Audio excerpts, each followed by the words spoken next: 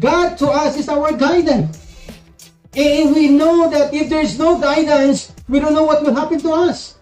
Only the shepherd knows what is ahead. Because as a sheep, kapag kita that we are dumb, we are nearsighted. We don't know what is ahead. But the shepherd knows. And that's the reason why David said, Thou art my Lord, Thou art my God. So teach me your way. Show me your way. Guide me in your truth. Kato kita Psalms 23. The Lord is my shepherd, I shall not want. The shepherd always guides, always direct, always correct. Aside that the shepherd feed, one of the heart of the shepherd always to guide and to protect. He makes me to lie down in green pasture. It is God. It is the shepherd who lead us, who bring us into the place where we are safe. He leads me beside quiet waters. So the guidance of God to live right would protect your life in the future. Kasi we are so sensitive to the promise of God, to the word of God, to the voice of God. Si Jesus Christ actually sa John chapter 10, if you're my sheep, you listen to my voice.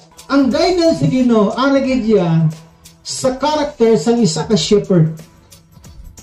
The shepherd will always speak correct discipline. That's why I'm working with discipline is all about teaching, admonishing, reminding. Why? Because if we're not reminding, if we're not responding to the reminders of God, then we are vulnerable of those wild animals or the enemies na nagahulat lang sa atin. So the guidance of God will protect us. So that's why in Proverbs chapter 4, makita natin dira, kung i-embrace mo ang wisdom, you will be protected. And it brings you to long life. You will be honored. You will be favored. Amo ni katahom sa ginatawag yang wisdom, which is, it's guidance to us. So kung nagapamati ito sa pulo sa Ginoo, it should not stop there.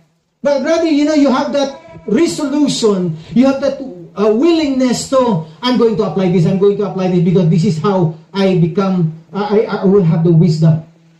Or else, it's just knowledge. According to Paul, it pop up.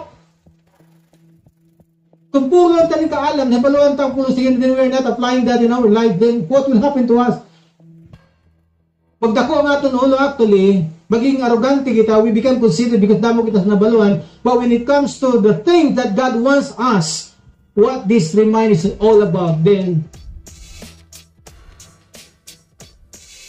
palaglag kita.